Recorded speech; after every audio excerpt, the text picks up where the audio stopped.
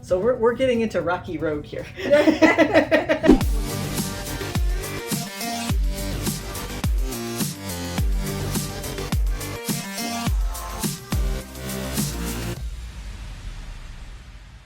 Hello everyone, this is Juliana, your real estate expert here. I am excited to have Deb Jordan from Shamrock Home Loans with me today. How are you doing, Deb? Good, Juliana. How about yourself? I am doing wonderful. We thank God for beautiful weather. Yes. Yes.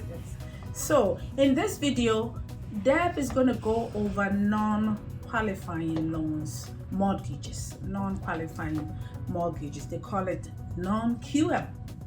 So Deb, Yes. yeah, how is everything going at Shamrock? Fantastic. Shamrock's been around since 1989, out of East Providence, Rhode Island. Okay. After being with banks for a number of years, I went over to them in 2012, and it's great working for a mortgage company. That's all we do is mortgages. That's awesome because we go way back. I've known Yes. you since you used to work at Bank of America. Yes. Yeah, we did loans then and we continue to do loans. So today we want to go over this very special area because there's qualifying loans and there's non-qualifying loans. And you would think that sounds like non-qualifying. That's not working, right? But it means a lot more than that. So, for instance, there's conforming loans or conforming loan limits. That's your standard conventional loan product. So, for instance, in Worcester County, a standard conventional loan product would be anything up to $647,200. In other areas like Middlesex County, it goes up over $700,000. The non-conforming loan limits, that's once you get into non-conforming loans, that's the jumbo loans. Okay. But when we talk about QM or non-QM, so a qualified mortgage is your standard loan product that you're going to have standard credit scoring, you're going to have standard debt ratios, you're going to get your standard Fannie Mae and Freddie Mac government loan products. They have their standards of what we're going to be looking for income documents, what we're going to be looking for assets, standard debt ratios. So that's your qualified mortgages are your standard conventional loan products. That's what you're going to get in banks. So for instance, when I worked at Bank of America or a credit union or any of those, they're going to be dealing with your qualified mortgages, your standard loan products, the vanilla products. The vanilla products. So we're getting into rocky road here. This non-qualifying mortgages more appeals to like self-employed people. Correct. So the people that don't fit the standard parameters of mortgage financing, where normally like with a self-employed individual, we're looking at the last 2 years of federal tax returns, we're asking for a year-to-date profit and loss statement, we're looking back at the last few months of bank statements to make sure all of the I's are dotted and the T's are crossed, and we're averaging that income over those 2 years. The problem is not all self-employed borrowers end up netting that much income. By the time they're done with their taxes, by the time they take their gross income minus their true expenses and minus the expenses they're allowed, whatever is left over gets taxed to the maximum, so they're always taking off as much as they can. So there's not a lot of income left, so a lot of self-employed individuals haven't been able to qualify for mortgages for a while. Yes. And that's been something that the industry has been talking more and more about. And it's not that they're not making the money, it's just that by the time they're done doing their, they have the accountants that do their job, and by the end of it, then they don't qualify to buy a house. So these are the programs that I always refer to it. It's not the programs that you saw back in the early 2000s that created the housing crisis. Okay. It's not that. It's not the bad credit, no problem kind of a thing. It's not the 100% financing or 125% financing, no doc loan. It's not that kind of product. You still have to have good credit. You still need to have good credit. You still need to have money in the bank. You still need to have a decent down payment. And granted, these products aren't going to be at the same interest rates as the products of the regular. Yeah, there is more of a risk factor involved. So it isn't going to be the standard loan that you you Google what's today's rates out there, it's Yes. not going to be that. But it's going to give options for people that didn't have options before. So I'm Yes. really excited about that.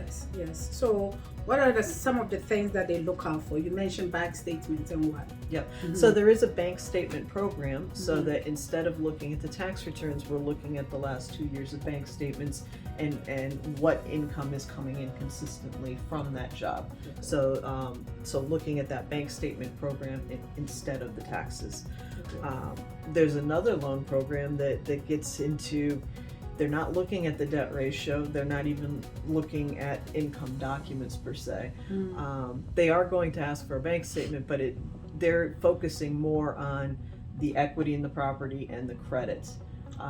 So it's another option for not only self-employed, but say a waitress or a manicurist that might not have, their income is still varied, and what they're reporting on, the taxes aren't quite what's going to support, but they have the money coming in, and you can see from the bank statement kind of a thing.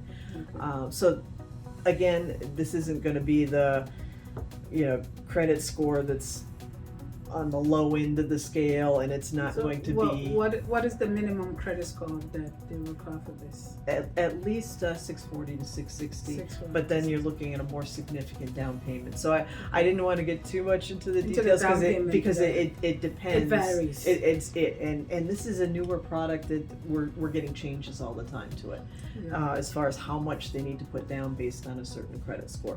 But it's an exciting opportunity for people that haven't been able to qualify the last 10 years or so. So if you're a self-employed small business person, truck driver, a nail manicurist, or somebody like that can show so much income because your taxes are done in such a way that you don't show much income, you are able to do a loan on one of these NonQM products. Right, so it's another opportunity. Obviously, we need to look at everything to determine eligibility, but I'm excited to be able to help people. So this is for 1 to 4 family. So owner occupied. There's also investment programs. The other program that I really think is going to come far for us is what's known as a DSCR. So it's a debt service coverage ratio loan. So those are for investors. We're starting to see more investment properties coming out. So how does that work, the debt service coverage ratio? So they're essentially they're not getting into all of your other sources of income. They're specifically looking at this property, how much is the rent coming in, and does it offset your mortgage payment? So that's, to me, is exciting. So it's not getting into all of the rest of it. Just does this make sense for this property?